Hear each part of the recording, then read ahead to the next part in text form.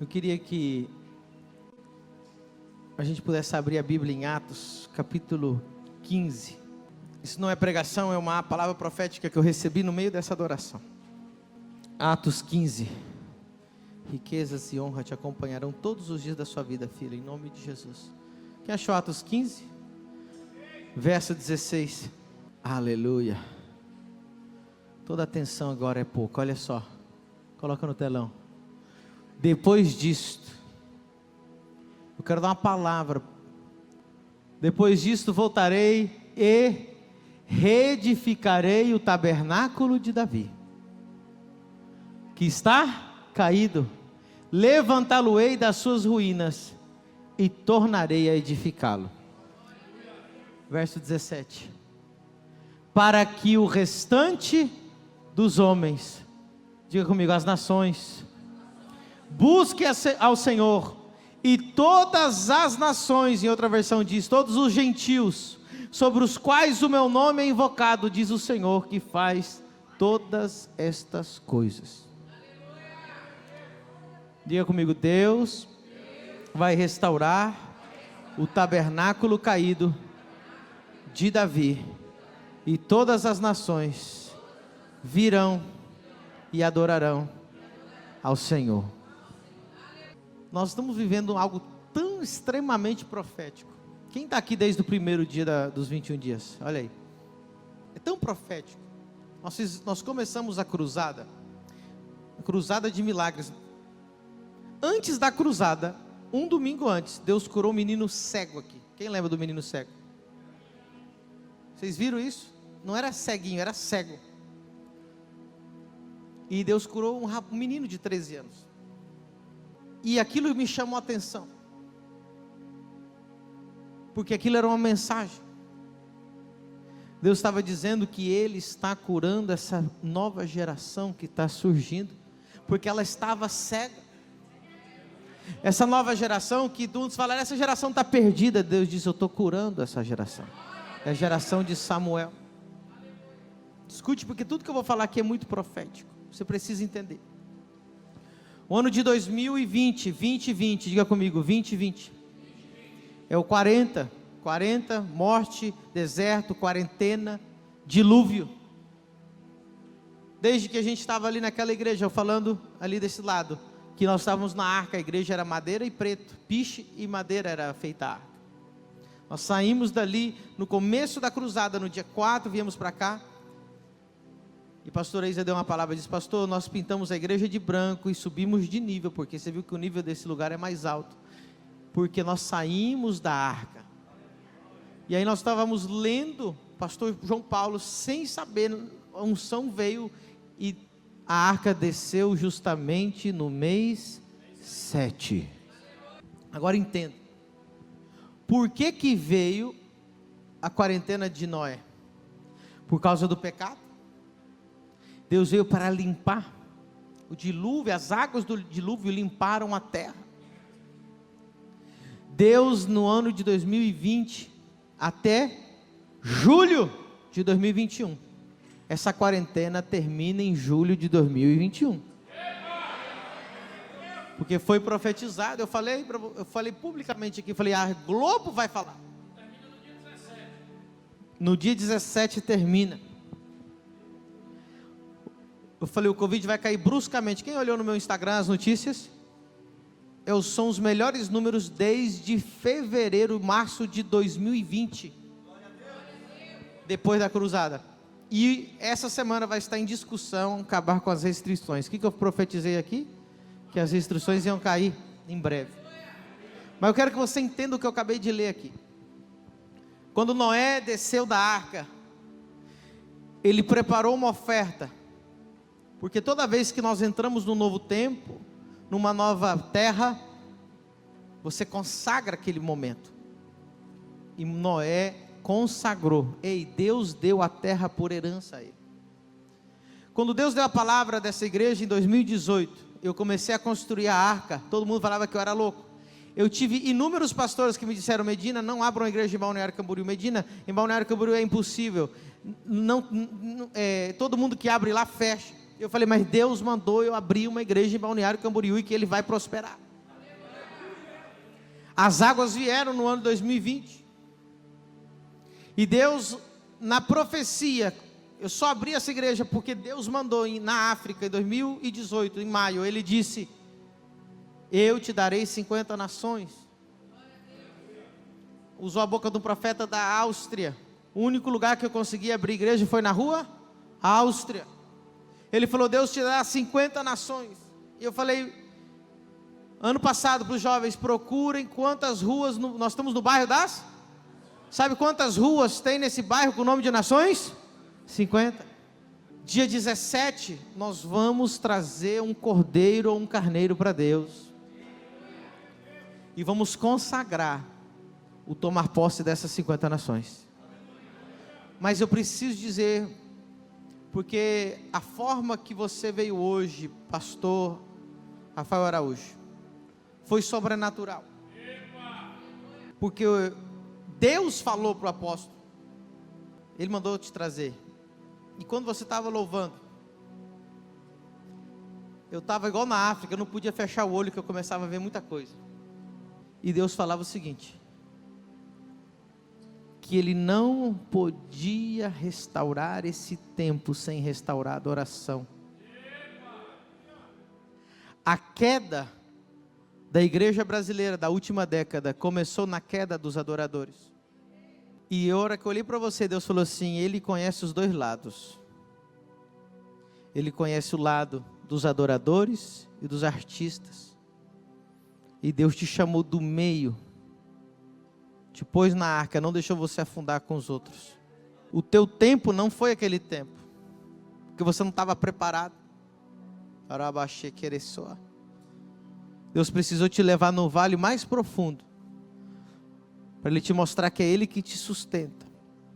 E nesse tempo de 2021 para frente, Deus te colocará em um nível de evidência que você ainda não imagina. Cada abraço, não para restaurar artistas, mas adoradores nessa nação.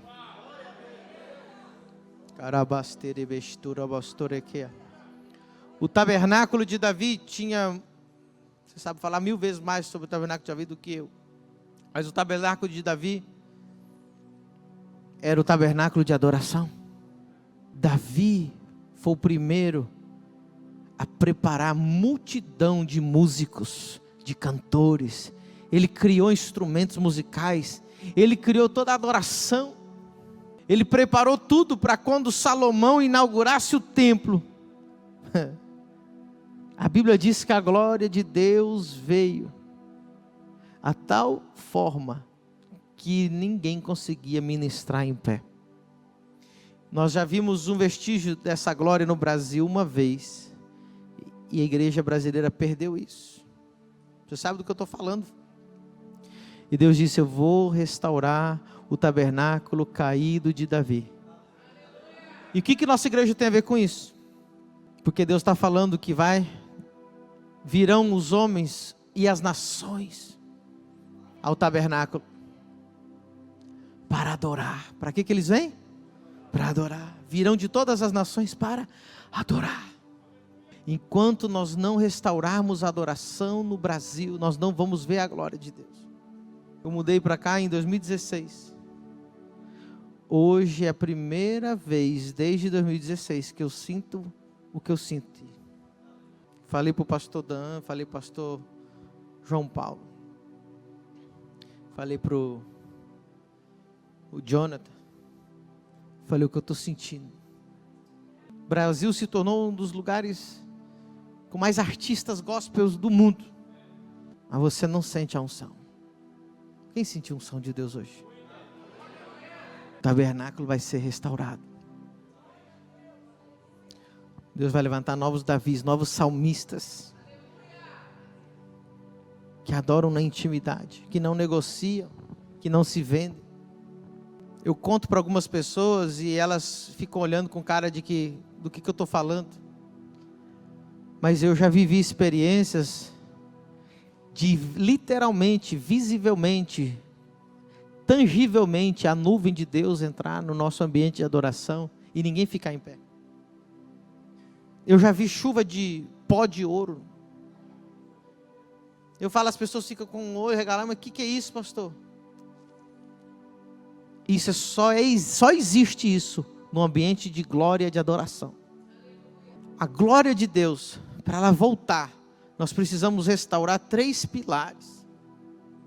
E a família do reino está fortemente restaurando esses 3 pilares. Diga comigo, o sacerdócio. Nós precisamos restaurar o sacerdote, porque tudo flui da cabeça. A adoração pode ser tremenda, mas se não tiver o entendimento da exousia de quem é o sacerdote, tudo Deus envia através do sacerdote. Deus vai restaurar essas 3 coisas. A igreja, a família do reino está restaurando essas 3 coisas. Diga comigo, sacerdócio. Diga comigo, a autoridade do sacerdote. A honra do sacerdote. A primícia. Segunda coisa que Deus, para que a glória volte, que precisa ser restaurada, são as ofertas. Preste atenção. Tem igreja que nem diz mais a palavra oferta, diz doação. Doação não traz a glória de Deus. Deus não é obra de caridade. Oferta, ela é viva. A oferta, preste atenção, a oferta do centurião, Cornélio, fazia a memória dele diante de Deus. Quando você traz doação, ela fica aqui. Quando você traz oferta, ela sobe para o céu. As ofertas. Teve gente que ficou incomodada ontem com o pastor João Paulo. Eu achei foi pouco. Porque enquanto o mamon não sair das nossas igrejas, nós não vamos poder ver a glória de Deus. Diga comigo, 3 pilares que precisam ser restaurados: sacerdócio, oferta de sacrifício, sabe? Dízimo. Tudo isso tem que ser restaurado. O maior plano de Satanás, eu estava conversando com o pastor João Paulo, é cortar oferta, é cortar a oblação e a libação. Diga comigo, sem oferta não é culto. Toda vez que você veio na igreja e não trouxe uma oferta, você não cultuou a Deus. Você veio participar de uma festinha, mas cultuar você não cultuou. Tem que ser restaurado. Nunca venham diante de mim com as mãos. E nessas 2 coisas nós temos que restaurar reverência a Deus. E o 3º pilar, a adoração genuína. Diga comigo, sacerdócio, as ofertas e a adoração. Esse tempo atrás dizia uma irmã, pastor, ora pelo um amigo. Eu falei, tudo bem, vamos orar. O que ele tem? Não, ele está com depressão. Eu falei, sim. Uma irmã, uma moça veio na igreja. Ora por ele. Eu falei, tudo bem.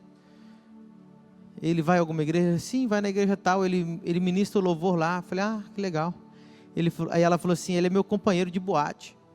Eu falei, você conheceu ele onde? Não, na boate. Ele toca nas baladas e aí ele bebe, aí ele fica ruim, pastor. Depois no domingo ele vai tocar na igreja. Ora por ele, pastor. Pastora Sara estava junto comigo. Foi assim ou não foi, pastor Sara? Não é que a presença foi embora. É que o louvor perdeu a santidade. Sem santidade ninguém verá o Senhor. E quando há santidade, eles veem a Deus na sua vida. Diga amigo, quando eu sou santo, Deus é visto na minha vida. E lembra que Deus não é santo. Ele é santo, santo, santo. 3 vezes. Sacerdócio, oferta. Quando essas 3 coisas forem restauradas. E eu vou dizer para você, a que eu mais estava desanimado era a 3ª. Até hoje.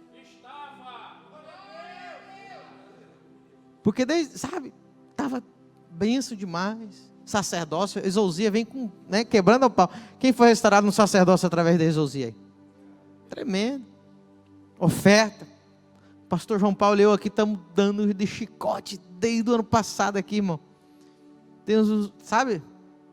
Oferta, primícia, semeadora, oferta, primícia, semeadora. Os mamão já saiu tudo daqui. A igreja prosperou. Aí o que eu estava desanimado, irmão, era um negócio do adorador. Eu falei, Deus, que dia que eu vou conhecer adorador de novo? Que dia que eu vou ver? Quando é que vai voltar, Senhor? Aí Deus trouxe hoje para me conhecer um dos homens que vai restaurar a adoração nesse Brasil. Você já sabe o preço que o homem paga se ele roubar a glória de Deus. Você sabe o quão baixo ele cai. Davi caiu lá embaixo. Mas depois Deus restaurou ele, porque ele era um homem quebrantado. E a adoração daquele que foi perdoado é maior do que aquele que nunca foi perdoado. Porque quem é mais perdoado, mais ama. Eu fiquei muitos anos fora do Brasil. Quando eu vim para o Brasil de volta, eu fui procurar os adoradores que eu conheci no ano 2000, 2001, 2002, que mexeram comigo na minha época da minha conversão, e eu não encontrei mais eles.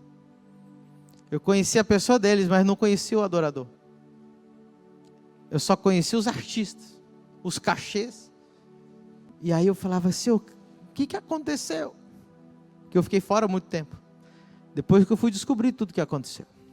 Eu queria que nós, nessa igreja, criasse a cultura de adoração. Eu vejo que muita gente chega aqui nessa igreja, ele não tem muita... Não espera o adorador, o ministro, não, irmão. Se lança, amém? Você viu que eu já venho aqui para frente sozinho aqui? A igreja está tão mal acostumada dessa última década. A igreja virou cinema, virou teatro, que as pessoas vêm assistir um show. Preste atenção, se você não participa da adoração, você é um mero espectador de um show. Você precisa se lançar na glória de Deus. Fica oficializado aqui, começando pelos jovens. A hora que começar a louvor, irmão, vem aqui para frente, pular, se jogar. Eu sou o primeiro a vir aqui, vocês veem. Que Davi fazia isso. A gente trocou, ó, nada contra. A dança de Davi não era uma dança que ele tinha ensaiado, não, gente. Nem era uma dança que tinha que ter uma luz em cima, senão não danço. Quando Davi dançava, ele dançava, era no meio do povo, ele não queria nem saber quem estava olhando para ele. Tem gente que chega aqui na minha igreja, pastor, eu quero dançar. Eu falei, vai lá pro fundo e dança lá, ué. Ah, não, mas eu quero dançar lá em cima. Eu falei, rapaz, você quer ser visto, você não quer dançar. Se você não dança no teu quarto, para que você quer dançar aqui? Vem dançar aqui na frente, vem pular aí nos corredores, se joga aí na presença de Deus. Adoração extravagante. A gente tem sido aprendido a ser extravagante na oração, no jejum, na oferta, na fidelidade, na honra. E hoje eu quero que a gente seja extravagante na adoração. Quem é extravagante na adoração, é extravagante na oferta, é extravagante em tudo. E eu vou dizer mais uma coisa, diga comigo, eu me converto naquilo que eu adoro. Vou falar uma coisa que eu nunca falei publicamente aqui, porque é muito pesado, mas eu vou falar hoje. O preço de roubar a glória de Deus é o adultério. Todo homem que rouba a glória de Deus e ele leva a adoração para ele é desejado e você quer ter intimidade com quem você adora. Primeira vez que eu falo isso publicamente, que eu sei que é pesado. Você quer ter intimidade com quem você adora. É por isso que nos shows do mundo as mulheres jogam calcinha. Você já viu essas coisas nojentas? Porque ela diz assim, eu quero ter intimidade porque eu te adoro. Não é isso que elas falam para os cantores? Todo adorador, pastor, quem se for, que pega a glória para ele aceita a adoração para ele termina tendo intimidade com seus fãs. Quem tem ouvidos, ouça. Quando um adorador sobe ao altar, você não quer ter intimidade com ele, você quer ter intimidade com Deus, porque a santidade que há nele, você não viu ele, você viu Deus. Quando eu digo adorador, pode ser pastor, pregador, todo aquele que rouba a glória de Deus e aceita a adoração para ele, o preço vai ser o adultério. Por quê, pastor? Não se escandalize. Antes dele adulterar sexualmente, ele adulterou espiritualmente. Porque ele violou uma intimidade espiritual que só pertencia a Deus. Que Deus restaure os adoradores do Brasil. Que Deus restaure o tabernáculo caído de Davi. Que Deus restaure a humildade nos homens de Deus dessa nação. Que nós possamos viver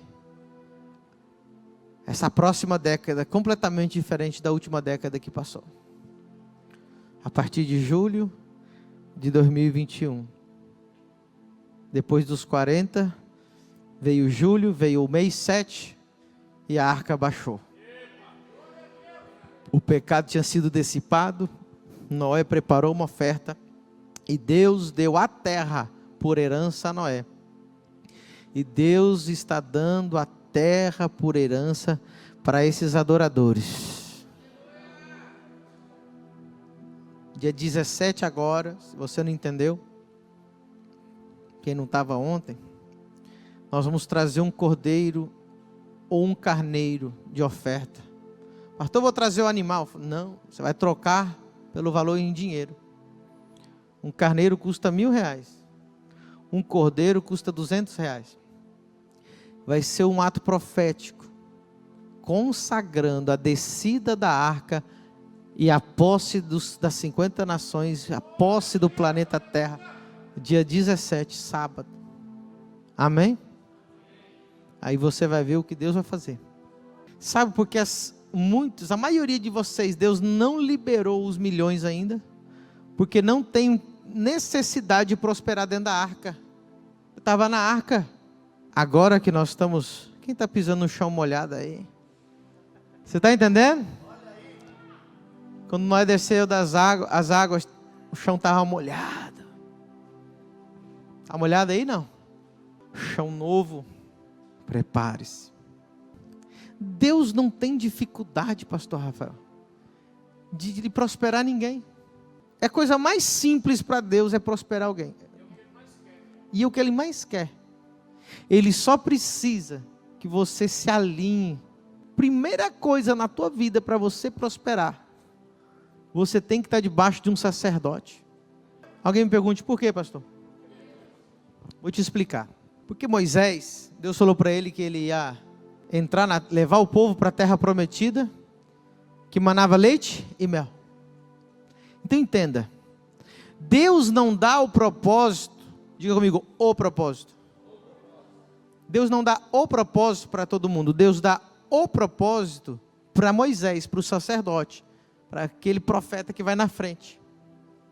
Então entenda, enquanto eu estou com Moisés, eu estou debaixo da nuvem. E Deus tem um subpropósito comigo, de quando eu chegar lá na terra de Canaã, eu vou ser o maior criador de ovelha. E aí Deus fala para mim, você vai ser o maior criador de ovelha. Mas não é para mim. É para que cumpra o propósito que está na vida de Moisés. Se eu falar assim, Moisés, bye bye, eu não quero andar contigo, eu vou para o deserto, Deus vai comigo. E você sai debaixo da nuvem, o que vai acontecer com você? Mas Deus não tinha uma promessa na minha vida? Mas ela não está cumprindo por quê? Porque eu não tenho nem sacerdote, nem estou andando debaixo da nuvem. Tem muita gente sentada, assistindo aqui agora, ela está cheia de promessa, mas enquanto ela não entrar debaixo da nuvem, do sacerdote, do propósito dele, e andar com ele até chegar em Canaã, Deus não tem por que te prosperar. Porque o objetivo de Deus não é te prosperar. Diga comigo, prosperar é consequência. Não é o objetivo. Qual é o objetivo? Diga comigo, o objetivo é 50 nações. O objetivo são as almas. O objetivo é o ID. A consequência é que eu prospere. para financiar o propósito de Deus. Se você não anda debaixo de propósito, você vai financiar o quê? Em Hebreus 7, vai dizer assim, vê se é o versículo 6, coloca lá, Hebreus 7.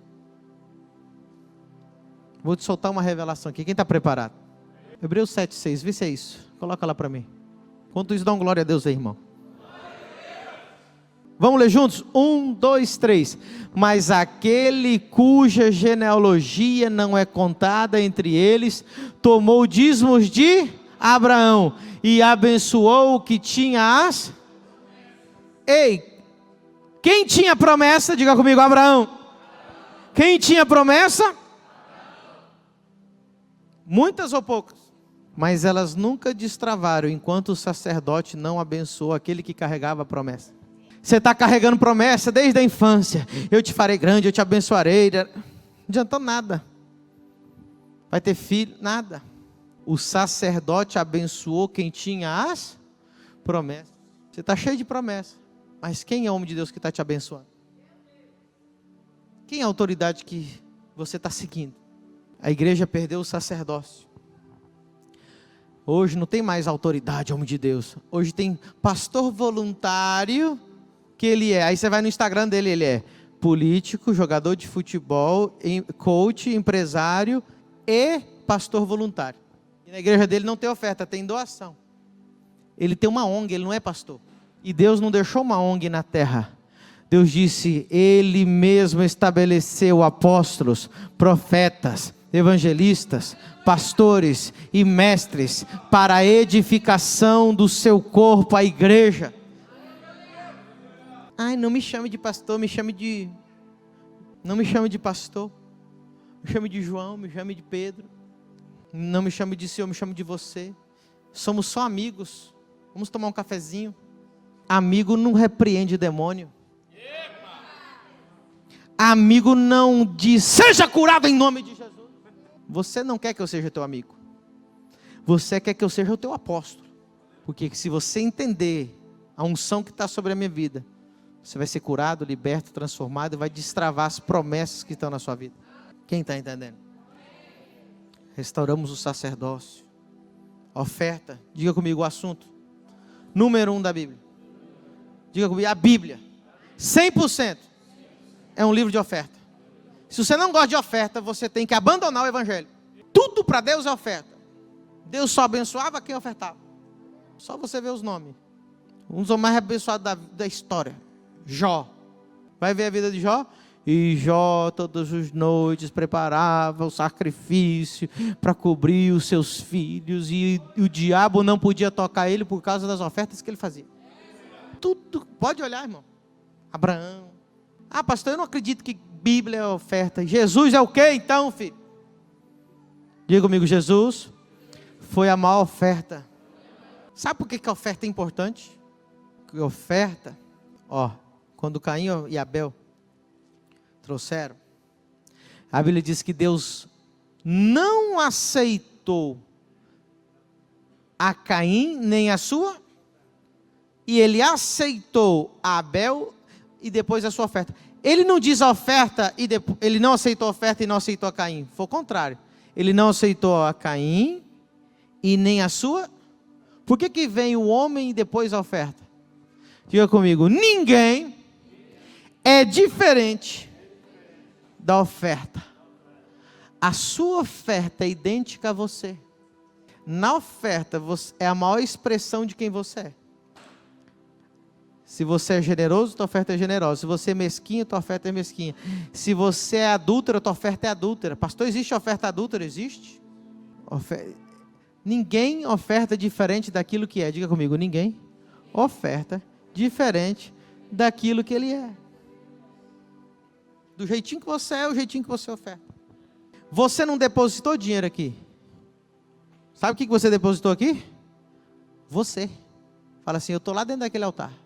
Jesus se preocupava com a oferta assim, aonde que ele ficava? Do lado das? Jesus olhava. Um anjo desce para Cornélio e diz, as suas ofertas têm feito memória diante de Deus. Deus não abençoou para Cornélio porque ele era um homem bonzinho.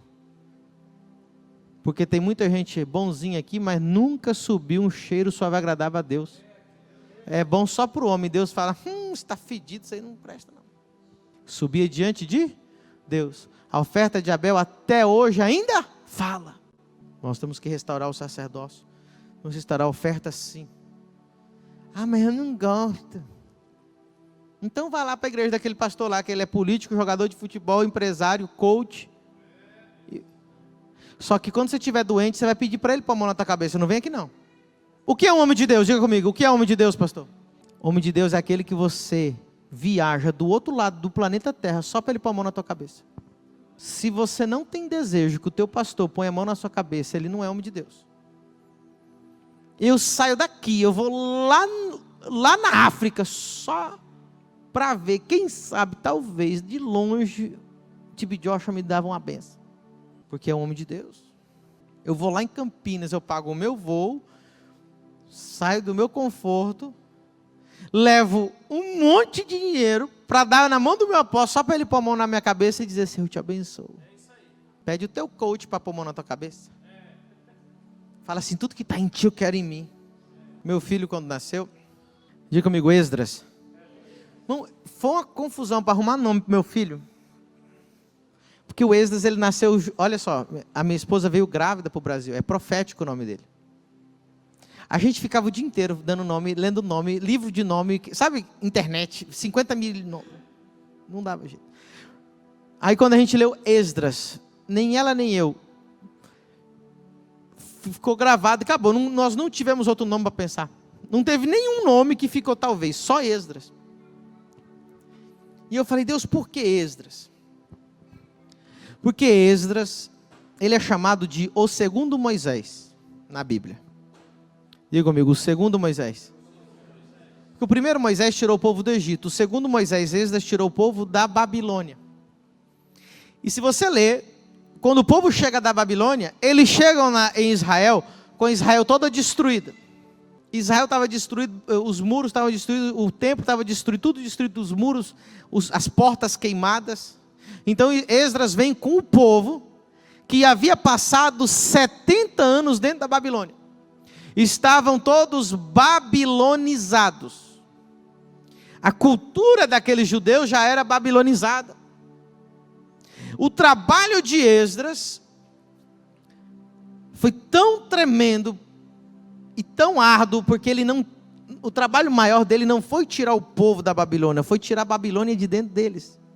Aí Deus falou comigo e disse, o teu filho chama Esdras, porque está marcando um tempo na sua vida, onde o maior trabalho que você vai ter, não é para ganhar almas, é para reevangelizar a minha igreja babilonizada. Temos que arrancar a Babilônia de dentro da igreja. Que caia a Babilônia em nome de Jesus. Irmãos, eu perdi a conta, pastor. As pessoas, hoje mesmo, irmão, pastor, ontem também, pastor, é como nascer de novo. Foi você que falou, filha? Quantos anos de crente? E aí você falou que depois que começou a entrar na família do reino, as Osias, você sentiu o quê? Que nasceu de novo. Por quê? Nós não estamos só evangelizando quem não é crente. Nós estamos re-evangelizando a igreja. A igreja só aprendeu o evangelho da salvação. Chegou o momento da igreja viver o evangelho do reino. Amor. Quem se sente amado nesse lugar? Sinceridade, humildade, prosperidade, riqueza, adoração.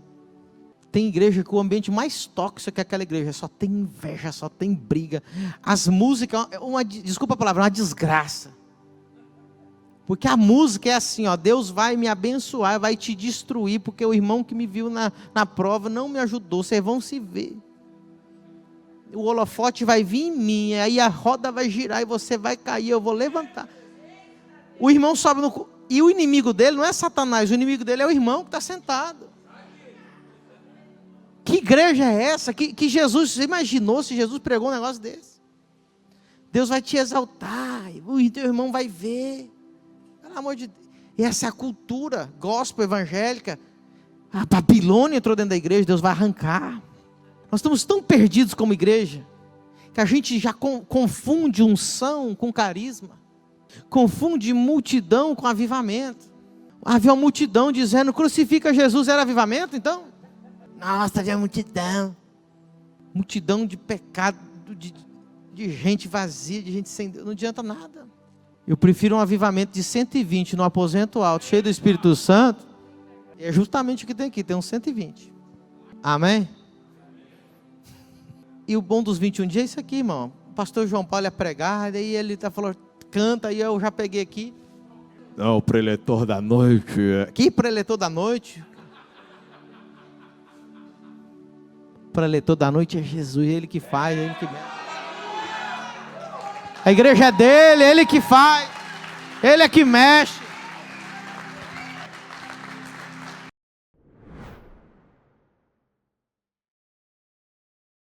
O que é a Exousia School? Uma escola teológica e ministerial que já formou e capacitou ministros do Evangelho em diversos países do mundo. Mas é mais do que isso. A Exousia é única. É mais que um curso acadêmico tradicional.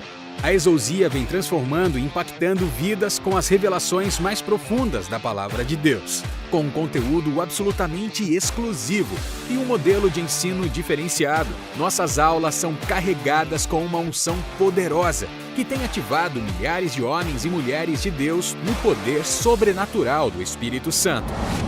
Se você deseja conhecer os segredos mais profundos da Palavra de Deus, mergulhar nas Escrituras com revelação, fluir nos dons do Espírito Santo e ter uma completa preparação ministerial, a Exousia é para você.